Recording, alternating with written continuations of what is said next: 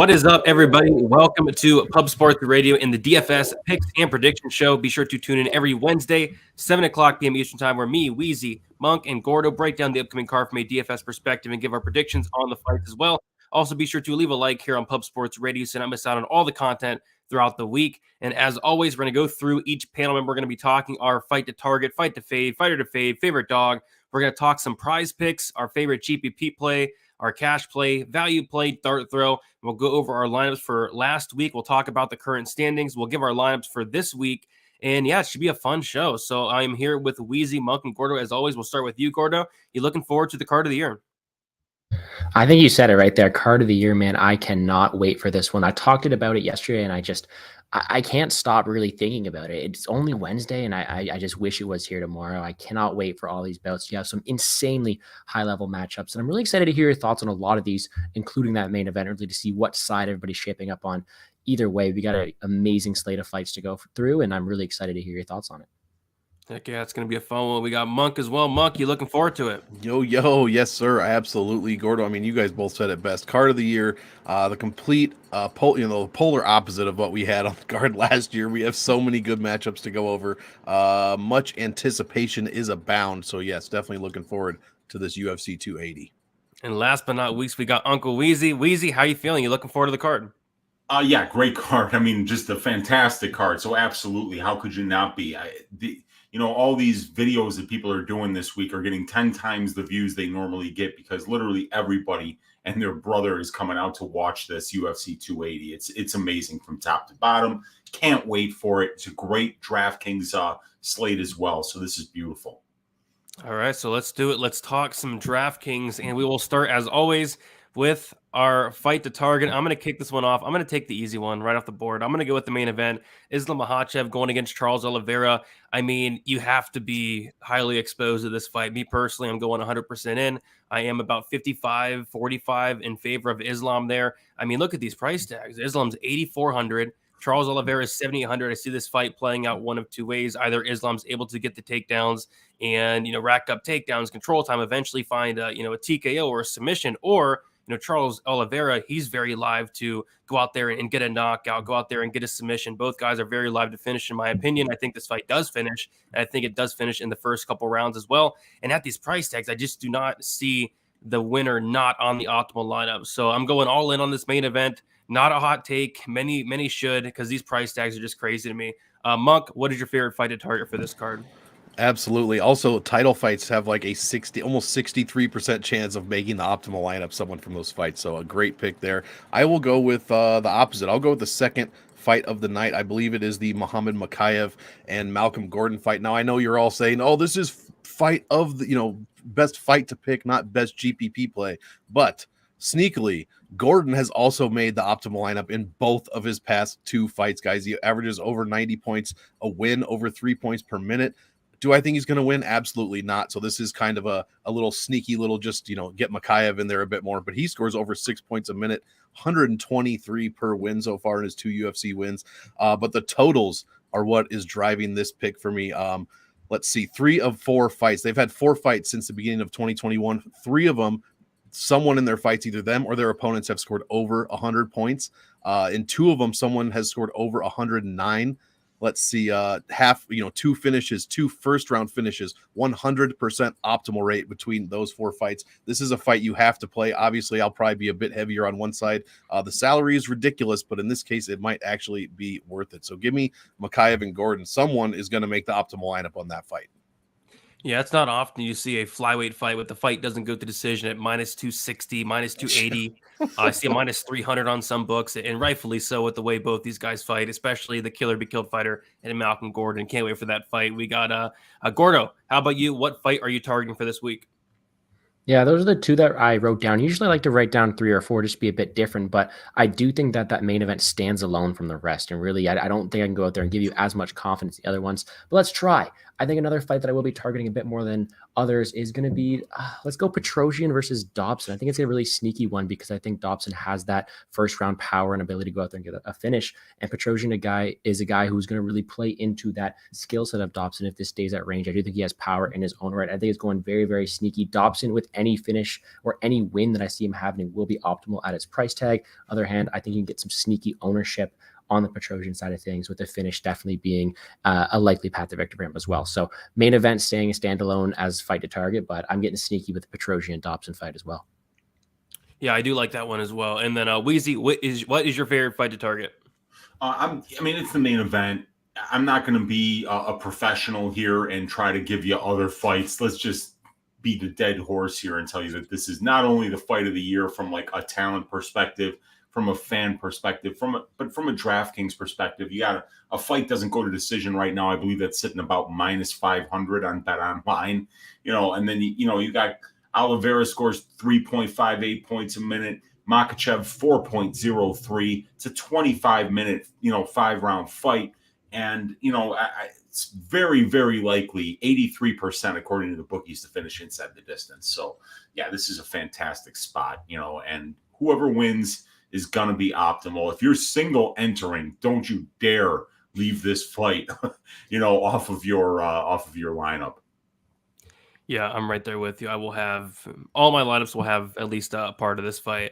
All right, we'll move on to our fight to fade. Very curious to hear you guys' answers on this one because, I didn't really find anything that stuck out too much. We'll stick with you, Weezy. What fight are you fading for this week? I'm going to say Omar Gadzhiev versus Nurmagomedov. Abu scores 3.27 points a minute. Gadzi only 2.09. Both guys' fights are averaging less than 108 total points for both fighters when you add them together. So they're in fights that generally are lower scoring. And both of these guys are fairly low volume. They don't land a lot. I could see there being some grappling here, but it's just like in comparison to, for instance, like the Rosa Landsberg fight or the Chookagian Fiorot fight, I see those ladies landing strikes at a much higher rate than I see these two. And I don't know how much they're going to grapple each other. They're both Russians. This might just wind up being, like a clinch and a distance striking battle, in which case it'll probably be a low scoring fight. But yeah, it's hard to find stuff to fade this week. Yeah, that's probably the fight I'm like least looking forward to out of the entire card. So I'm kind of with you there. I did end up going with the Rosa Landsberg fight, and I think Rosa is in play. I just like some other fighters around her more. I do like Makhachev much more. I do like Petr Yan much more. I like Petrosian much more. But I don't think I'm going to go out there completely fade Carla Rosa. But I don't think she has much takedown upside. I don't think she has much finish upside. Her decision line's like minus 150 on some books. But she does have a ton of volume, so maybe that could add up. But I guess that was the one fight I would pick to fade, if anything. But really, I don't really think there's a fight I would completely fade on this slate, honestly. Gordo, is there any fight that's sticking out to you to fade? Yeah, so I'm with you there with the Rosa Landsberg fight. I think Rosa wins this fight at a really high clip, but when you look at the people around them, am I really going to get to Rosa above the people at that higher echelon? I don't think so. But let's give you another one. This may be a hot take for as a fight to fade, but I'm fading the Brady and Muhammad fight a lot more than I expected to. I think when it comes to a stylistic matchup, you have two guys who typically like to go out there and be the more imposing wrestler. But when you got two guys who want to wrestle, I think could completely see a matchup on the feet where they strike when there's no takedown points really accrued or enough to really go out there and score very well. Both the guys are also very durable, so I don't really see many finishes happening. I could really easily see a battle of who can get their jab off first for this. And as much as I'm really looking forward to the fight, in all reality, it wouldn't surprise me if they didn't score that well in a win. So I may be playing a little bit less of that than I expected. Yeah, I actually really like that call. And I think that fight in general is going to have some solid ownership. And I'm right there with you. I feel like it could be underwhelming in terms of the scoring on DK. Monk, how about you? What fight are you fading this week? I had those two. Those two were pretty much the only two I could come up with was Rosa Landsberg. So I'll be super quick. The Rosa Landsberg fight, I'm definitely backing that call up. In their past 4 fights, only one person has scored over 100 points. No one's finished. There have been no finishes in their past 4 fights, cumulatively since 2021. No round 1 finishes, obviously. And then on the Brady and Muhammad side, same thing. I mean, Muhammad has been going off in his past 2 fights against Luque and Wonderboy, and we're really going to have to ignore that, I think, this week. As much as I am, spoiler alert, rooting for Belal Muhammad in this fight, I think I'm one of 3 people that actually like watching his fights. So I'm very excited for the Twitter timeline after he wins. But no one's finishing in their fights, really. No one's finishing in the first round. So it could be difficult getting to either one of those guys in a jiu-jitsu, in a grappling matchup. So definitely Wonderboy, not a grappler. Luque, more of a grappler for sure, but it did not go his way as far as the grappling that night. So I'm expecting Brady to bring more of a game. So I like those 2 fades. Sorry, I can't only pick one, but I just thought I'd give a little background on why those are 2 great picks to fade. The rest of them, man, don't fade them. Yeah, I feel it. All right, we'll move on to our fighter to fade. I will kick this one off.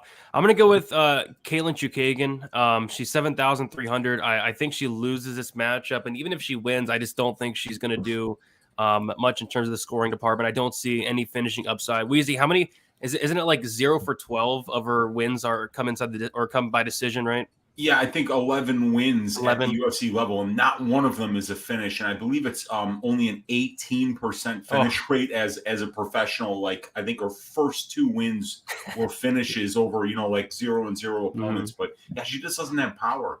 Yeah. So, I mean, she's very, very little finishing upside.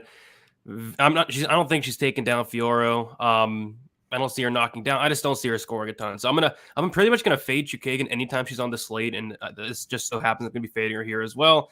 Because not much else stuck out from a fade, honestly. So give me Chookagian as a fade. Weezy, who are you fading this week? It seems obvious, but Malcolm Gordon, I don't see a reason to punt with anyone this week. I mean, you've got 2 title fights that are 5 rounds, so you can have 2 fairly cheap salaries there. Even if you're taking the 2 favorites, you can still fit an over 9,000 fighter in there, and you don't have to go all the way down to 6,600 this week, because you can get Makhachev in there, and then you can get a couple of these spots that are the 5-round fights. And then if you just take one fighter from like the Brady Muhammad fight or the Chookagian Almeida fight, which I think is a much better fight to target, you don't need to go down to 6,600 and punt with this guy, because he's going to get punted, like into the upper deck here by Makhachev. So I just don't see him doing anything. There's like no path. He's not going to out wrestle or out scramble Muhammad Makhachev, plain and simple. And I mean, if he knocks the kid out, I think all the sheiks are just going to leave Abu Dhabi, and then the rest of the card is going to be in front of an empty audience. It's going to be wild if that happens. So yeah, I think Makhachev gets the job done, and I don't think Malcolm Gordon is worth rostering.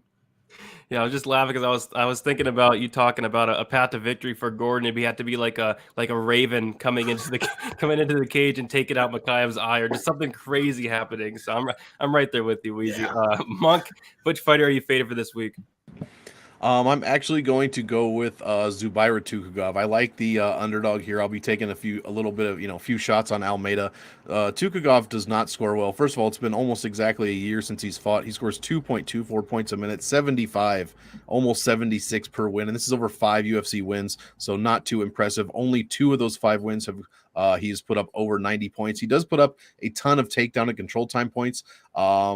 Over 1 per minute, I believe. Yeah, just barely over 1 per minute.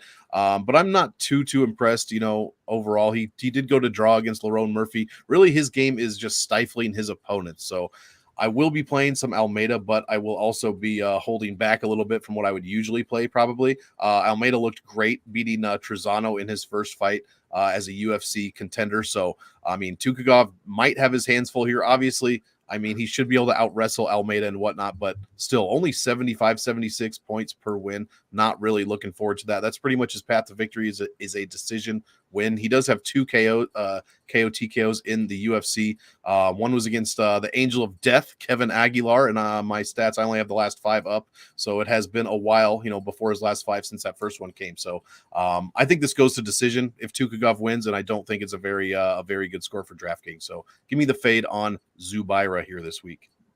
All right, and then Gordo, how about you? Who are you fading this week? Yeah, I don't mind any of the dogs you guys are fading, but when I'm looking at someone I'm playing the least from a favorite perspective, I'm fading Abubakar Nurmagomedov. And I do think that you are paying a bit of name tax and you're having him at 8.7K. And even at that, I think that his skill set doesn't necessarily translate the best to DraftKings. I don't think he's necessarily the biggest, power puncher, biggest finisher. I think that although it's going to be a close fight, I don't really see him getting to 100 points that often in this spot. I don't really see him knocking out Godsey or really controlling him for 3 rounds. So it's really hard for me to get to him at 8.7, especially with the people around him. I mean, Gamrot above, Krylov, Makhachev just down below. I just don't think I can get to him necessarily at 8.7K. So I'm definitely be fading him for sure. Yep, sounds good to me. All right, we'll move on to our favorite dog here. We will start with you, Monk. Who are you liking this week as a dog? I think there's a couple that really, really stick out this week. Yeah, for sure. I'm not going to take the super obvious kind of trollish one, but I will give you, and I still have not decided who I'm picking for this fight, but TJ Dillashaw at 7,700 is a ridiculous potential value. I mean, you're getting one of the top scorers. I looked at his DraftKings scoring numbers. They are ridiculously high. I couldn't believe it. Almost 3.9 points a minute, 8th best on this card, almost 110 per win, 109.53. This guy's got 13 UFC wins, 109.5 points per win. That's the second best number on the card. Only allows 1.69 points per minute. He's $540 under his average salary. I mean, listen to these. These numbers are usually much, much lower. 92% of those 13 wins, he's put up over 90. So I think that's probably 12 of 13 wins. Weezy, I'm sure, can correct me if I'm wrong. 77% of his wins over 100. And 54% of those 13 wins. So I think that's 7 wins over 110. I mean, the scoring potential is off the chart here. Personally, I like Aljo as well. A lot of people don't, obviously, but I'm a big Aljo fan. I'll be hoping that he wins this fight. But if he doesn't, TJ Dillashaw puts up numbers, and you cannot pass that up. As a dog, 7,400 against Corey Sandhagen, he put up 110, 130 against Garbrandt, 98 against Garbrandt in his first one, 117 against Lineker. This guy knows how to put up points. So give me TJ Dillashaw at the ridiculous price of 7,700. I like it. Gordo, who is your favorite dog this week? I'll also leave the obvious play there. And I don't mind the shot on TJ. I know I will definitely be playing him for sure. But let's go the complete other side of my fighter to fade. Let's look at Godsey Omar Godsey as a decent underdog I'm taking. 7.5K. I just think he has a better chance in this line does entail. I think he's going to be the bigger fighter. Of course, we're going to have to see how he looks on the scales coming down a weight class here. But I do think that he has a lot of tools to get this done. I wouldn't necessarily put it past him to choke out Abubakar like he's been choked out before. I think he's got the immeasurable advantages here. I think he's got multiple advantages in just being a better mixed martial artist. I think he's got the ability to keep up with him in the striking and have some good ground game success as well. Either way, I just think $7,500 is way too cheap for him. I'll be playing him for sure. But I know there's a couple of fighters that we haven't talked about that are decent dogs as well. Yep. Nurmagomedov is notorious for dropping the ball, so I don't hate that shot as well. Weezy, who are you liking as a dog this week? There's still a couple really good ones we did not mention yet. Yeah, but I mean, for me, it's Dillashaw, dude. It's really Dillashaw. For him, he scores a ton of points. I like this matchup for him. You're talking about a guy in Dillashaw who has never been controlled for more than I believe it's 80 seconds in any fight that he's ever been in at the UFC level. His control time allowed over the gigantic sample size that we've seen, a lot of these fights are 5-round fights. He's allowing less than 1% control time. So in a guy like Sterling, who we've seen fight recently a lot against Petr Yan, he's winning rounds when he's getting control time, when he gets to your back. You know, Dominic Cruz took down TJ Dillashaw 4 times when they fought and got less than 40 seconds of control time from those 4 takedowns and from more than 4 takedown attempts. TJ Dillashaw is almost impossible to take down and hold down. If TJ's healthy and still looking good, he's awfully hard to find on the feet too because of his unorthodox movement and really and good footwork. So at 7,500 in a 5-round fight where I actually am handicapping him as having a pretty decent chance to win here, like right around 50%. I think it's a very close fight. Especially like in a single entry type situation, the way I'm seeing this fight play out, I think TJ Dillashaw's got a super high floor because I don't see Aljamain really knocking him out. So yeah, I like TJ as a dog here. Yep, I had Dillashaw as well, but I won't say it, that one. I'll say a different one. I think it'd be a crime to not mention Charles Oliveira at 7,800. So I will mention Charles Oliveira. I personally do think he loses. And like I said, I'm doing like 55-45 in favor of Islam, but we just cannot deny how dangerous Charles Oliveira is anywhere the fight goes. On the feet, a ton of power. On the mat, very good jiu-jitsu. And this is going to be a big step up in competition for Islam as well. Islam, beating Bobby Green, beating Dan Hooker. This is a big step up for him. So what we'll see. But yeah, you got to have some Charles Oliveira in this fight. I think somebody's getting finished. And at 7,800, I will definitely have my fair share. All right, we'll move on to the prize picks section things. So everybody get your prize picks ready. Do you want to remind you guys to sign up on Prize Picks and use the promo code PUBSPORTS down there at the bottom of the screen. I went and looked at these Monday, so hopefully they didn't move too much. But we'll start with you, Monk. Anything sticking out for you on Prize Picks? Yeah, a couple of them. I'll give the hilarious one though. Muhammad Makhachev over 2 takedowns. Two takedowns is Muhammad. He averages just under 12 per fight, and his over under is 2. So give me the over. Give me the over there. Come on. Yeah, I like the that over. Yeah, I know it's a stretch. It's a little crazy. The only concern for me hear is me out. like Malcolm Gordon getting knocked out by like a Bruce Buffer fist bump before the fight even started. But yeah, I totally agree. Gordo, what is sticking out for you? There's a bunch of them really sticking out to me, and if I had to pick one, we're gonna stay with takedowns. We're going to go with Caio Borralho over 2.5 takedowns. I just think he's too smart of a fighter to really not go out there and shoot any takedowns. And to him to get 2 in the first, 1 in the second would not surprise me at all. I think he's able to get multiple takedowns in the spot. No problem. All right, and we're going to stick with that takedown trend. I'm taking the over in the Islam takedowns. It was 1.5 on Monday. I'm not sure if it's still 1.5. It got changed to 2. I'll still go the over. I'll still go the over. I still think he gets that. But yeah, the 1.5 was freaking nuts there. I think he does get a couple takedowns. I'm kind of seeing like a second or third round finish. So I think he racks up a couple takedowns along the way. So we're all overs on takedowns thus far. Weezy, what you got for us? So I went with a couple different ones. I've got Krylov under 10 minutes. Krylov's been under 10 minutes. 12 of his 16 UFC fights. He has not started round 3. So that's a really good look there.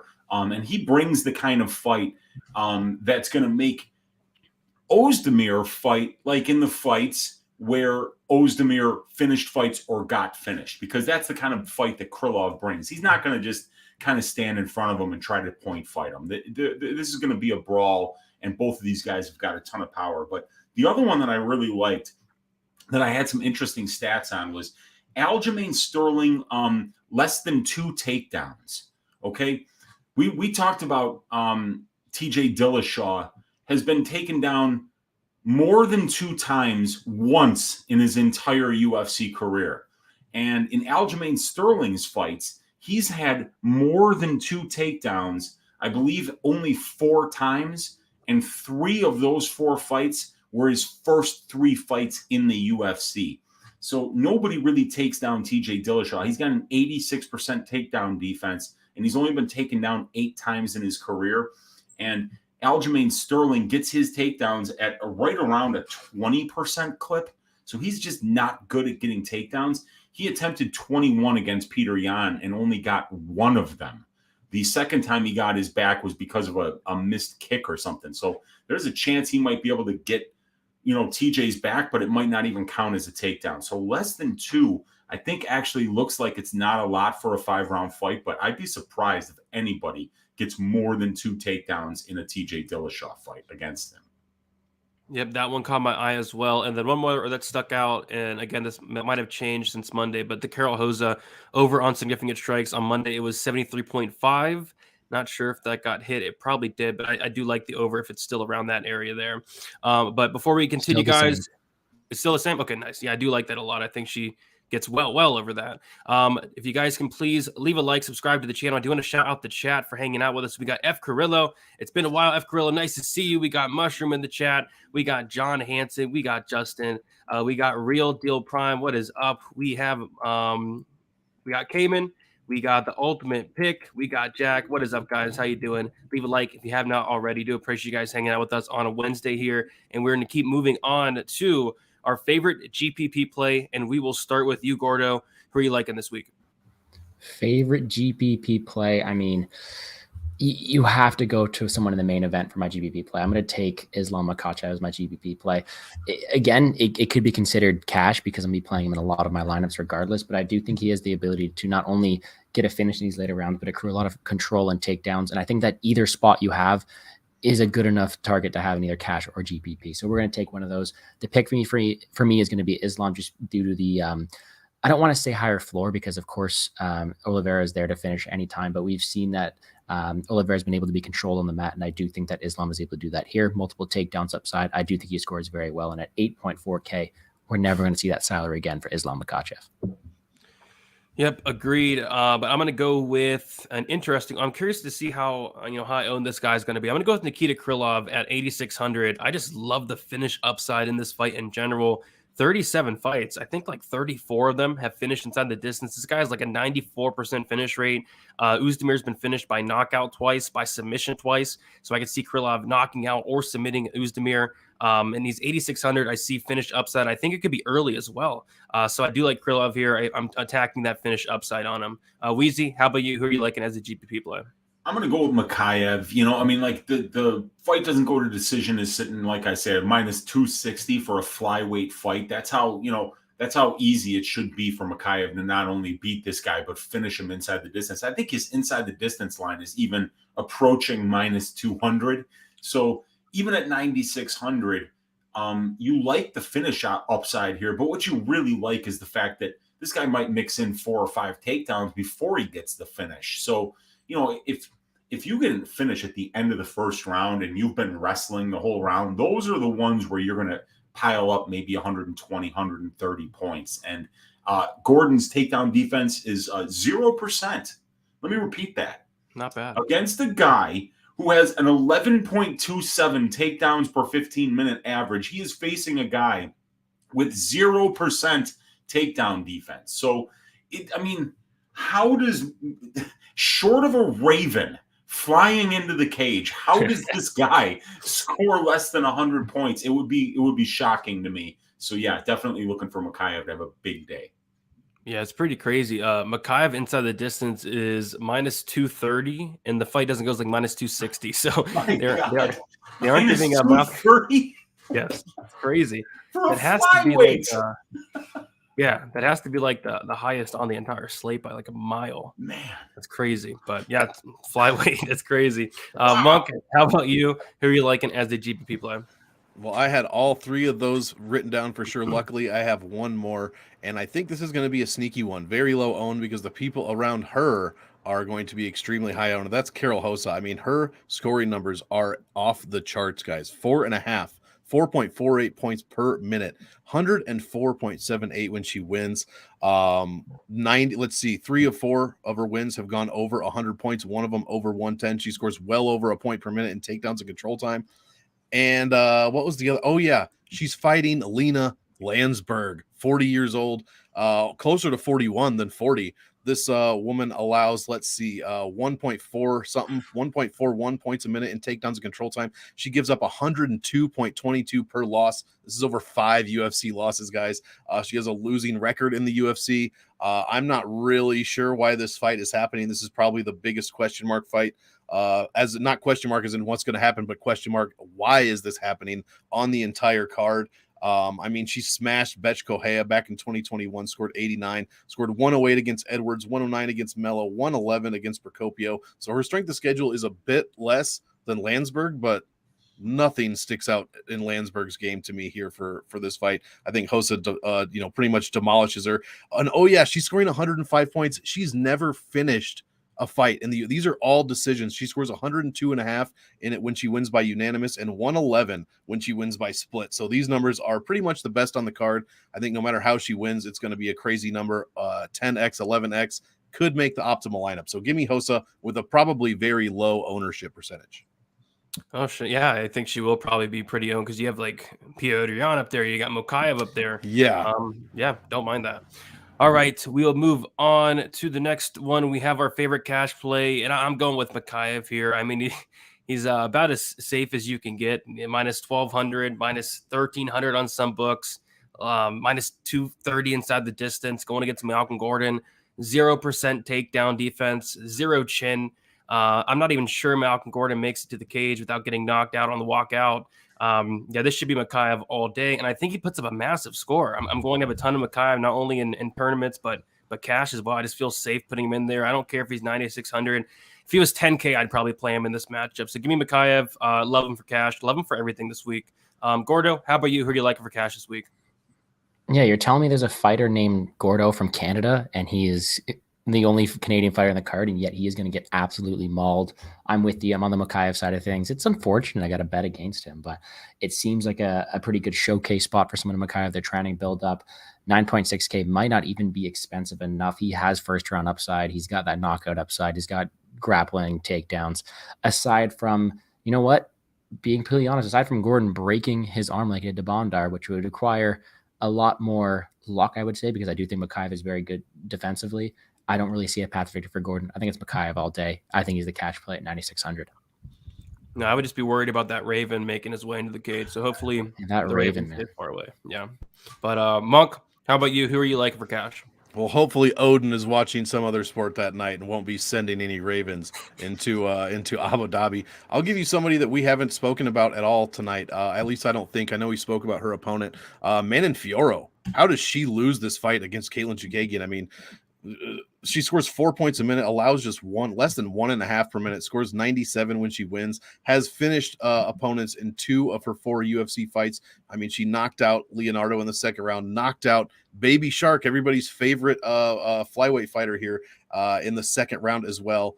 Scored almost 90 against Silva, and then just over 80 against Maya. I think she has a huge rebound fight in regards to her DraftKings scoring in this one. I think Chookagian's going to be the slower, the less powerful fighter from every aspect here. There's no way. I mean, actually, let me take that back. Fiorot can also take this to the ground if she wants to, and Chookagian gives up a decent amount of points and takedowns and control time. I think Fiorot's got her on the feet. I think she's got her on the ground. I think we could see a finish here. I mean, Chookagian has, as we alluded to, 0 for 11 as far as finishing her fights, but she has been KO'd 2 times in the UFC and 2 of her 4 losses. So that's Fiorot, one of her paths to victory is knocking you the hell out. So I think that door is open. I think a great score for her in a decision is open. And I honestly think she's great for cash because I do not see how Chookagian wins this fight. So give me Manon, the Beast, Fiorot here. Yeah, I couldn't agree more. Like, this line makes no sense to me. I know it's a Katlyn Chookagian fight, and a lot of her fights do play out close, but Manon should win this. I'd be shocked if Manon did not win this fight. Weezy, how about you? Who are you liking for cash this week? I'm going with Makhachev. The guy is just too good. He doesn't, put up massive numbers, but you're talking about 4 points a minute, which is really, really good, especially when you got 25 minutes to work with. Even if he wins by decision at that rate, you're looking at 130 points. You're looking at 100 points in a loss, for Christ's sake, at that rate. But what he does really well is just get those takedowns. And one thing that Oliveira does very poorly is stop takedowns. He's a jiu-jitsu player. This is the kind of guy you wanna be taking down because he'll accept it and he'll play from there. And if you can, get this guy up against the cage, a lot of his options go out the window in terms of what he can work to get submissions with. So I think that this is a good matchup for Islam at 4 points a minute, 25 minutes to work with. An 83% chance that the fight does finish inside the distance, 3.41 takedowns per 15 minutes for Islam, 1.23 submission attempts per 15 minutes for Islam, 52.27% control time over 110 minutes in the UFC cage. I think that he gets the job done here. Obviously, Oliveira is extremely dangerous, but Islam Makhachev has never absorbed more than 13 significant strikes in any UFC fight, and he allows less than 1 significant strike to land per minute against him. So I definitely like him in this spot, and the price is right. Yeah, if we were talking hairstyles, I would say that I would more so lean with Charles Oliveira. But if we're talking fight, I do lean on the Islam side myself. But yeah, I'm right there with you. He will be in my cash lineup. All right, we'll move on to value play. Yeah, there's actually two that kind of stuck out for me. I'm gonna kick this one off. I'm gonna go with Makhmud Muradov at 7,200, just because I think this fight should be lined a lot closer. And I like Caio a lot, and I think Caio has the path to victory to go out here and win minutes with the wrestling. But Muradov, his takedown defense is very good. His get up game is very, very good. If this fight does play out on the feet, more than people are kind of expecting, I think it's gonna be a very, very close fight here. And I think it's going to be a lot closer than this line and this price tag does indicate. So not a ton of value I like on this slate, but he's one guy that kind of sticks out in a fight that I feel like should be just a lot closer than these salaries do indicate. So give me Muradov, 7,200. I think at the very least, I know he's been submitted a million times, but Caio, I know he's a black belt. He doesn't really try to go out there and get that finish. He's content to go out there and win minutes. I think at the very least, Muradov can survive to a decision here. But yeah, I think if this plays out on the feet, he definitely has a chance here. So give me Muradov, 7,200. I don't hate him as a value play. Gordo, how about you? Who you liking for some value this week? Yeah, for me, it's TJ Dillashaw. And you guys talk about him as him being your underdog. But for me, you're just getting so much value at him at that $7,700 price tag, not only because I think he has a good chance of winning this fight, but even in a 5-round affair. We talked about the fact that he doesn't get control. We talked about the fact he doesn't get taken down. I think he's got the ability to rack up points over a 5-round fight. And I think that his floor is just insanely high. I don't see Sterling really choking him out on the ground. Maybe he could backpack and be the first, but he'd be the first one to do so. So I do think TJ Dillashaw has a lot of value at $7,700, and I will be playing him. That is for sure. And he was going to be my dog, but you guys talked about him a bit. So I think he's also a very good way to save some value. Yeah, I think it's a great value play. Weezy, how about you? Who you liking for some value? I have Krylov listed as value at 8,600. It's the number. He's got 9 UFC wins, Nikita Krylov, and in only one of those wins did he score less than 100 points. That was a score of 96.69. When Krylov wins, he averages 112.78 points. So this dude puts up massive numbers in wins. He finishes fights early, and he brings the kind of style that makes that happen. So at 8,600, to get a guy who's always over 100 points when he wins, and right now the line's got him at a 62, 63% implied probability to win. I think it's a very cheap favorite here that's worth rostering. Yep, I like it. And then Monk, last but not least, who you liking for some value? I'm looking for a low-owned guy who I think can win at a high clip, and I'm going to go opposite of your pick. Actually, Caio Borralho, $9,000. I think he's going to be low-owned in that top range. I mean, there's going to be ton of Makhachev, ton of Petr Yan, probably even a decent amount of Arman, to be quite honest. But yeah, I like Caio here. 3.37 points a minute, 78 per win, but it's really his offensive numbers. I mean, he does have an 8, only attempted 6 takedowns, but he's landed 5 of them with 70% control time. So I do love to see that. Brady made some good points about Muradov's ground game, but honestly, I think he is more, I think his focus is more on his striking, and that's not really going out on a ledge to say that. So I think Borralho can just overpower Muradov's game with his game and get this done. And at $9,000, I think it's a pretty good smash spot where you can get some good leverage. I mean, even 30%, you might be 5-10% over the ownership here. I know we did lose one fight, so that kind of raises the ownership to everybody, especially these favorites. But I think in this case it's warranted, and I think you can get a good edge on Caio Borralho here. Yeah, it's a shame we lost that freaking Mustafa fight. Like, that was one of my favorite fights on the card. So that sucks. But yeah, Caio, I mean, if Caio has the path to victory to go out there and score a ton, like if he wrestles for 15 minutes consistently, like he can put up a big score. So I do not disagree with you one bit. All right, and then we'll go to our dart throw. I have a feeling a lot of us will be on the same guy here. There's that one clear dart that kind of sticks out to me. Weezy, who you like as a dart throw this week? So I'm going with Zubaira Tukhugov. He's a favorite. He's 8,300. And from what I saw on tape from Zuby, he's got 2 first-round finishes at the UFC level in 8 fights, but I've also seen him land big shots in the first round against Laron Murphy and against I'm forgetting who the other guy was right now. Oh, it was Ramos. He was lighting up Ramos at the beginning of the first round there too. He also mixes in a lot of takedowns. So I think in this fight against Lucas Almeida, Almeida got knocked down and dropped by Mike Trizano in the first round when they fought. I've seen Almeida get sparked in the first round on the regional scene and get put into a lot of trouble. So I think Zuby's a guy who not only mixes in the takedown, so we got a little bit higher possibility that he's getting those fives, at different times throughout the fight, because Lucas is very dangerous on the feet. I think it'll make Zuby go to the takedowns more.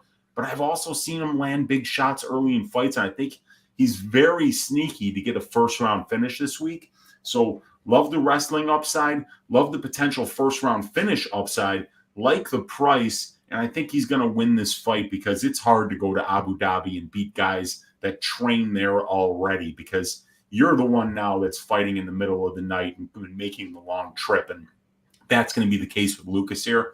So I like Zubaira to go off his dart throw. Yeah, that's an interesting one. I remember in 2020 when he fought Kevin Aguilar, I completely faded him on Draftkings because he just never scores anything. And they went out there and just kicked Aguilar's ass, knocked him down twice, and put up like 120. And I was just sitting there like, what did I just watch? So yeah, he definitely is capable of scoring well, and nobody's going to have him at all. For me, I'm going to go with AJ Dobson. I think his path to victory is one way and one way only. It's a first-round knockout, and a first-round knockout at 7,100 is going to get you onto the optimal lineup. And Petrosian has been knocked out before, and it has been knocked out in the first round. AJ Dobson has a ton of power, very dangerous early. The majority of his wins coming in the first round. Dobson is somebody that really sticks out to me as a dart throw here. Gordo, who are you liking as a dart throw this week? I thought there was no way that Zubaira Tukhugov was going to be taken by anybody else as their dart throw. I always pick my dart throws based off of ownership, and I do think he's going to go as one of the lower-owned fighters of the entire slate. I mean, you look at him, and he's right underneath of Sterling and underneath Makhachev. He's not going to be looked at all. And although we mentioned that power, that first-round upside, I think he just has more the ability to, as Monk said, to stifle his opponent. I really think he can do that through takedowns. Almeida has shown he can be taken down multiple times, and although he only has a 43% takedown accuracy. I mean, you've seen that he's been able to go out there. He shot 6 of them. He got 6 of them in the Murphy fight. He has that upside. He's got that control time upside. I think he's going so overlooked this week, and I do think he's got great value at 8.3K. But it's funny because the second option I had was AJ Dobson as well. I talked about him in my fight to target. If he wins this fight at all, it's probably by finish, and it's going to score optimal. So you guys mentioned my 2 dart throws, so I don't know how much dart throws they actually are anymore, but I agree with you guys. Let's see if Monk has another one. Monk, what you got for us? I do actually, but Justin Villegas in chat, Beneil Dariush, I do like that pick. However, my only problem is Gamrot does not give up any points, and he looked fantastic against Arman, so that's going to be a great fight, but I just can't pick that for a dart throw, even though Beneil will be very, very low owned this week, so that is a good choice. I can't believe no one has said this guy's name yet. Sean O'Malley. $6,900. He's $2,200 cheaper than his average salary. Yes, he's never fought anyone even close to the galaxy that Petr Yan lives in. However, the height, the reach, the overall skill set, there is a path to victory for Sean O'Malley before chat. I'll finish this up before chat lights me up. But I mean, I think Petr Yan wins, a ton of times out of 10, probably 6-7 times out of 10. But I also think there is a path to victory here for Sean O'Malley. If he can avoid getting his legs kicked off, I believe that, we could see something here. That's all I'm going to say. So give me a dart throw on Sean O'Malley. I'll be under the field on him most likely. He is a high name value. He will have a ton of ownership because of that. And his price tag is ridiculously low price tag. But give me a little bit of Sean O'Malley for a dart throw this week over Petr Yan. Yeah, I can't believe that was the first time, about 45 minutes in, that was the first time we mentioned Petr Yan or Sean O'Malley, which is interesting because that's one of the most intriguing fights on the entire card. But yeah, so what we're going to do now is we're going to take a look at the lineups from last week. If you guys in the chat have any questions, type them in, and then we'll get to your questions shortly after. But we will go to the lineups here, and I found them. All right, so in 4th place last week, we have Gordo. He had Pete Rodriguez, 110, Dusko Todorovic, 105, Manon Martinez, 91, Nick Maximov, 18, Cub Swanson, 27, and Misha Serkinov, 2. In 3rd place was Monk with 408. He had Joe Anderson Brito, 104, Tatsuro Tara, 106, Alexa Grasso, 99, Manon Martinez, 91, Misha Serkinov, 2, and Mike Jackson, 4. And then 2nd place, me with Pete Rodriguez, 110, Brito, 104, Martinez, 91, Maximov, 18, Araujo, 71, and CJ Vergara, 15. And then in first place, it's your Uncle Weezy, Victor Henry, 23, Todorovic, 105, Pierre Rodriguez, 92, Jacob Makhmud, 131, Brandon Davis, 39, and then Vivian Araujo, 463 DraftKings points. So we all were pretty fairly close. But yeah, congrats, Weezy. You're able to get first place. Yeah, I'll take it, man. I kind of like the lineup. I left 600 on the table, but man, if I would have put Brito in for Victor Henry, man, it would have been an even better week for me. I'm pissed off because I had Brito down as the ass shaving of the week, but I thought Henry's volume would just be too much for Asensao to deal with, and I was dead wrong there. But yeah, it's good to get one, man. I think that's maybe even 2 out of the last 3, but hopefully we can keep all scoring some points here. And this is one where I really do like my lineup, and hopefully I can get another one. Yeah, good stuff. Congrats. Yeah. Asensao out volumes Victor Henry 60-55. Never thought I'd see that, but nonetheless, Weezy, you were able to get first place there. All right, we'll go over the current standings. In fourth place, we got Monk with 13,751. He is 555 points behind the leader. In third place, we got Weezy with 13,868. He is 438 behind the leader. In second place is me with 14,214. I am 92 behind the leader, and the leader is Gordo with 14,306. Gordo, you are still in first place, but it is getting close. Every single time, man, we do these videos, I talk about how you guys are getting closer and closer, and I do nothing about it. But this week it changes. I do like my lineup here, and we're slipping back and forth between a couple of them, but I do like a good challenge. So it's getting close, it's getting fun, and I look forward to the last 8 cards of the year, and it should be a good way to end it. Heck yeah! All right, guys, keep those questions coming. We'll get to them in a second. We're gonna go over our lineups for this week, and I will let you kick it off, Monk. What you got for us this week? Oh shit! Let's see. We'll go Muhammad Makhachev 9,600, Manon Fiorot 8,900, Islam Makhachev, Belal Muhammad, TJ Dillashaw, and Sean O'Malley to round it out. All right, and Gordo, what you got for us this week? You're not going to like it, Monk. I got 4 the same as you, so we'll see how it goes. I got Muhammad Makhachev. I have Manon Fiorot. I have TJ Dillashaw, Islam Makhachev, and where I get different is I have Lucas Almeida and Omar Gatsiev. All right, and Weezy, what you got? Okay, I got Makhachev up top. Then it's going to be Krylov, Makhachev, Chookagian, and then the underdogs are Dillashaw and Beneil Dariush. Yeah, me and Weezy are close. We're only 2 away. I went Makhachev, I went Krylov, I went Islam, I went Dillashaw, and I actually stacked that co-main event with Sterling, and then I went down low and got Muradov there. All right, so let's see who gets it done this week. I'm feeling pretty confident. I'm sure everybody else is feeling pretty confident. It should be a fun one, but we have some questions to answer here. MMA Locker Room Mills, we'll give this one to Weezy. He's saying, I got $5. What can I get? Happy Meal. Yeah, I mean, maybe a Happy Meal back in 2004, but right now with this inflation, I don't even think $5 is going to get you a pack of gum, nephew. I don't even know what I could buy $5 for here in Chicago these days. But you know what you can get? You can get a DraftKings lineup. Oh, yeah. You can take one of these lineups that we just gave you and then make $1 million and buy a yacht. That's what we're here to do. Yep, buy some yachts. All right, I'll take this one. Pokemon saying, gonna parlay Rosa moneyline and Makai moneyline for my entire net worth. Bad idea. Yes, you should never play anything for your entire net worth, especially something that includes women's MMA. Although I am very confident in that parlay, and I did parlay Makai myself earlier in the week before he blew up to like minus 1,200. I think it hits, but bankroll management as always, Pokemon. And I think we covered everything. Not many questions, guys. So wait. Yep, I think that's about it. All right. So we'll give our quick Mushrooms asking fight end by submission. I think let's talk about the main event here. I don't hate that. Does anybody know the line on the fight ends by submission? I'll look it up right now. Let's take a look. Bronx by submission is plus 289. Makhachev by submission is plus 208. Those are probably from this morning, though. Well, they both have a ton of submissions. Oliveira, 64% of his wins by sub. Islam, 45%. So I'd be curious to see what that end in sub is, because that would be an interesting look.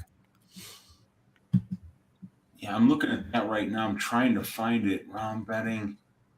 Method round. I'm on Bet Online. Does Bet Online offer that?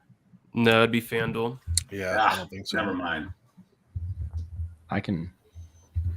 We'll get this from Mushroom. I could try to look it up too. Let's see who gets to it first.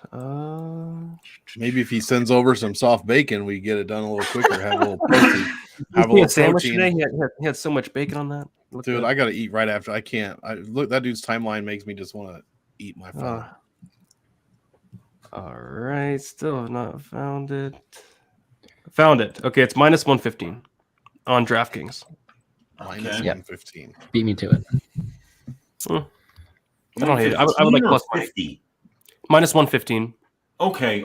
I was about to say minus 150. That's steep, but I mean, they have what 21 submissions between them in the UFC. yeah, a lot. Certainly, Oliveira's got a lot. He's the record holder. Oh my god. Pokemon's gonna put his entire net worth on a women's MMA. Okay, I'm gonna do it. Why'd you tell him to do that, Brady? Why did you tell him to do that?